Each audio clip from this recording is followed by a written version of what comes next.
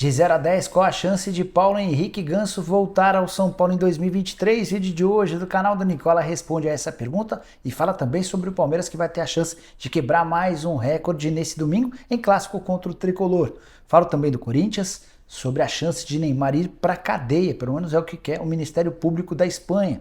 Tem novidades importantes do Flamengo, as últimas do mercado.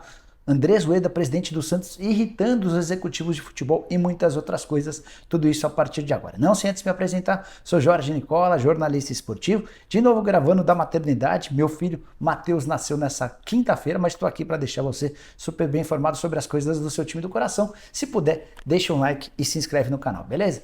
Bora começar contando que todo esse conteúdo é um oferecimento de Aposta Ganha, site de apostas esportivas que me dá maior sorte. E nesse final de semana, cotações bem legais para Goiás e Corinthians.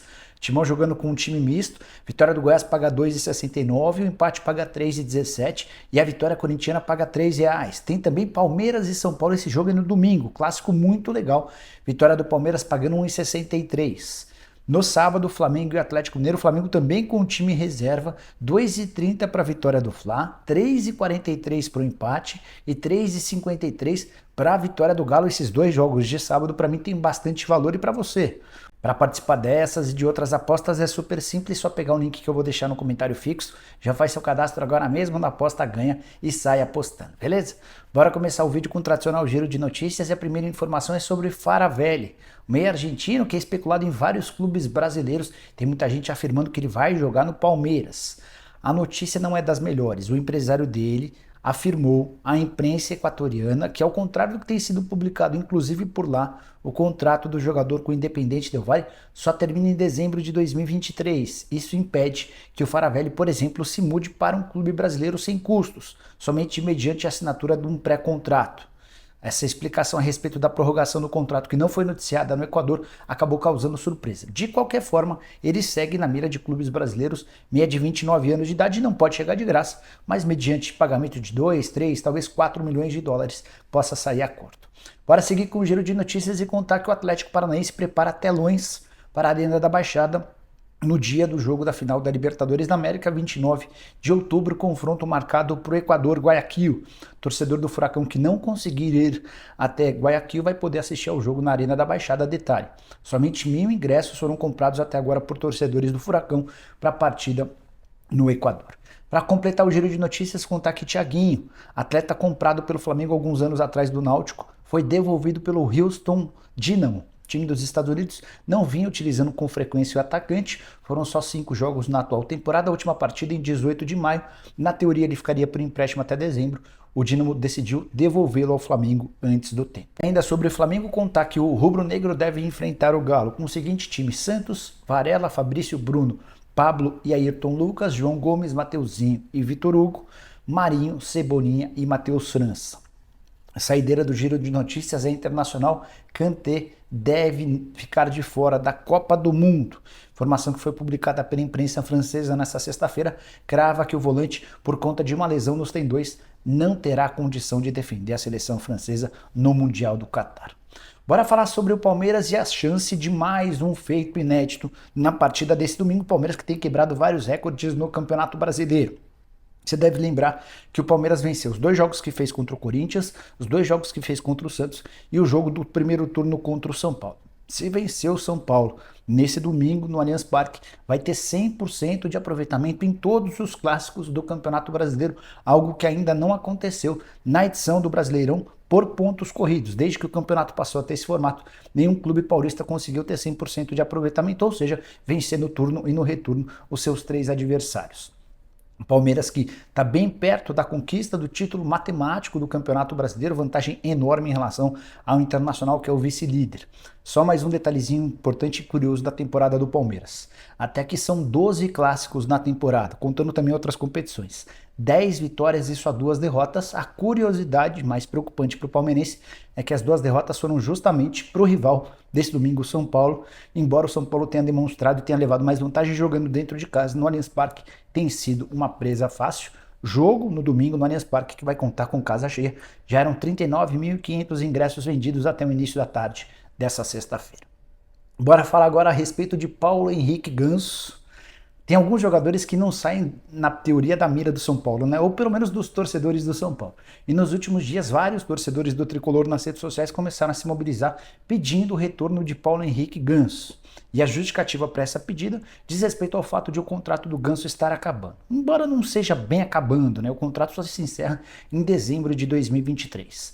Antes de gravar esse vídeo, conversei com o dirigente do São Paulo para saber se existia alguma chance de negócio, se o São Paulo de fato levava a possibilidade de contratação do Ganso adiante. E a chance nesse momento para a temporada de 23 é zero. São 3 os motivos apontados por essa pessoa do São Paulo com quem conversei. Primeiro dos motivos, o fato de o Ganso ter contrato até dezembro de 2023.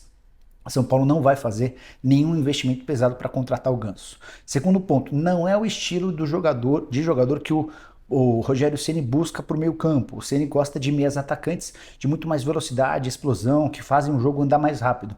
O Ganso é aquele cara que cadencia, que toca a bola, que tem uma qualidade mais refinada, então não faz parte dos planos do Rogério Ceni. O terceiro ponto, o São Paulo só vai contratar jogadores para a próxima temporada com baixíssimo investimento. Se tiver que adquirir atletas mediante pagamento pelos direitos econômicos, só se for uma exceção ou outra, um atacante de muita velocidade ou um cara muito driblador, que são hoje as principais carências desse atual elenco. Outros reforços só devem chegar ao São Paulo sem custos. Isso porque o Tricolor passa por enormes dificuldades financeiras e até esse momento nem tem a confirmação de que vai jogar a Libertadores do próximo ano. Bora mudar de assunto mais uma vez e falar sobre Neymar, que corre o risco de ser preso pela justiça espanhola.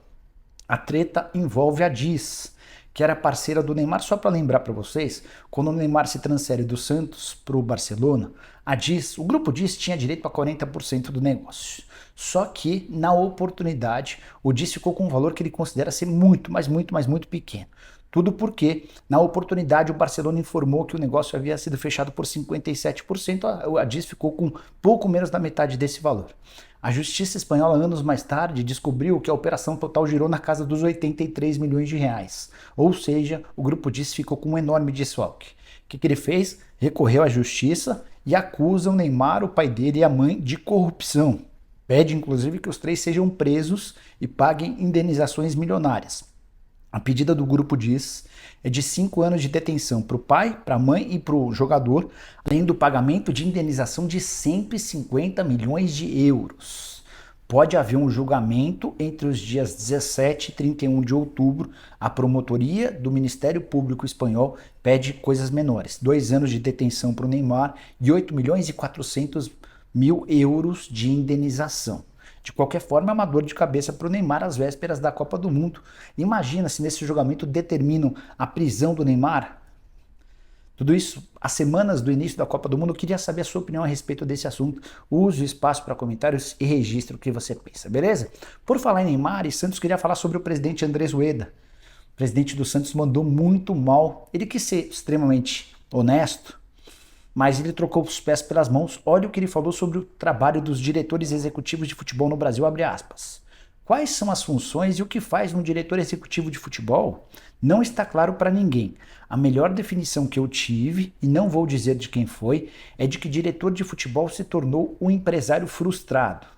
Nessa mesma entrevista, o Rueda ainda completou, dizendo que hoje um executivo de futebol só monta a logística do time, vê onde é que vai, que voo vai utilizar, e completou afirmando que o diretor de futebol dificilmente tem um bom ambiente com o vestiário. Então, uma das funções de um executivo, que seria de administrar vaidades, a relação entre os atletas, fica mais complicada porque, em geral, esse diretor ou qualquer diretor tem problema com os jogadores.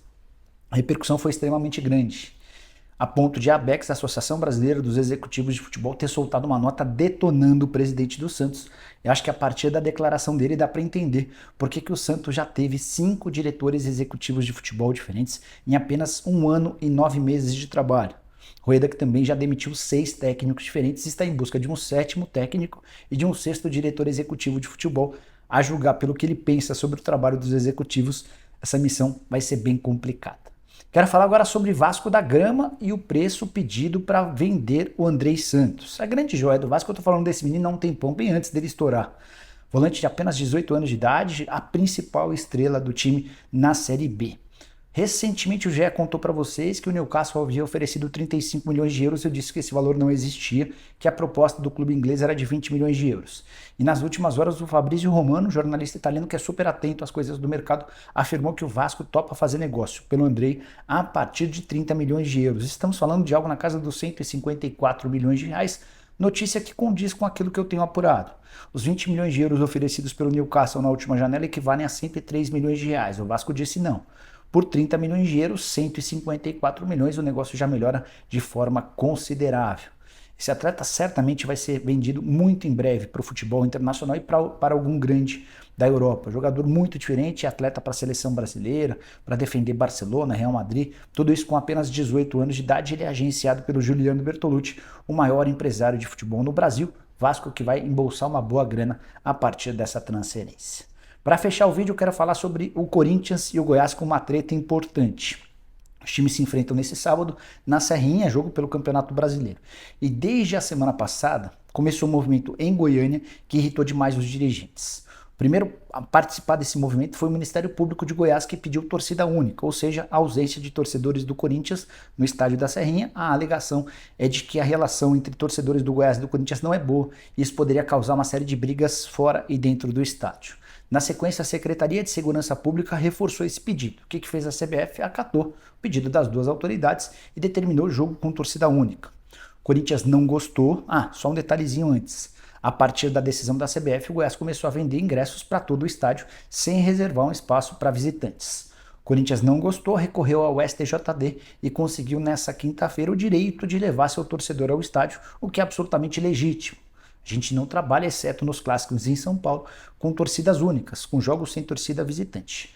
A partir da decisão do STJD a favor do Corinthians, o Timão exige a venda de ingressos do Goiás, por parte do Goiás para torcedores alvinegros. Resta saber primeiro se há entradas, segundo como é que vai se disponibilizar esse esquema de segurança, isso se o Goiás não recorrer da decisão do STJD. Jogo de sábado entre Goiás e Corinthians bastante quente, extremamente nos bastidores. Goiás que já tem reclamado bastante dos jogos contra o Corinthians por causa de erros de arbitragem, enfim, já não faltam ingredientes para fazer desse jogo um jogo bem interessante. Curtiu o vídeo? Deixa like, se inscreve no canal, a gente volta. Não vou fazer live nessa sexta não, tá? Aqui do hospital vai ficar um pouco mais difícil fazer live, sempre gente entrando no quarto e tal, o Matheus requerendo cuidados, ainda bem que ele não fez nenhum barulho por enquanto. Mas o importante é que a Fernanda tá bem, o Matheus tá bem, a gente tá tudo bem. E eu vou, na medida do possível, tentando deixar vocês bem informados, beleza? Curtiu? Deixa like, se inscreve no canal, a gente volta. Sábado de manhã tem notícia. Abraço, tchau.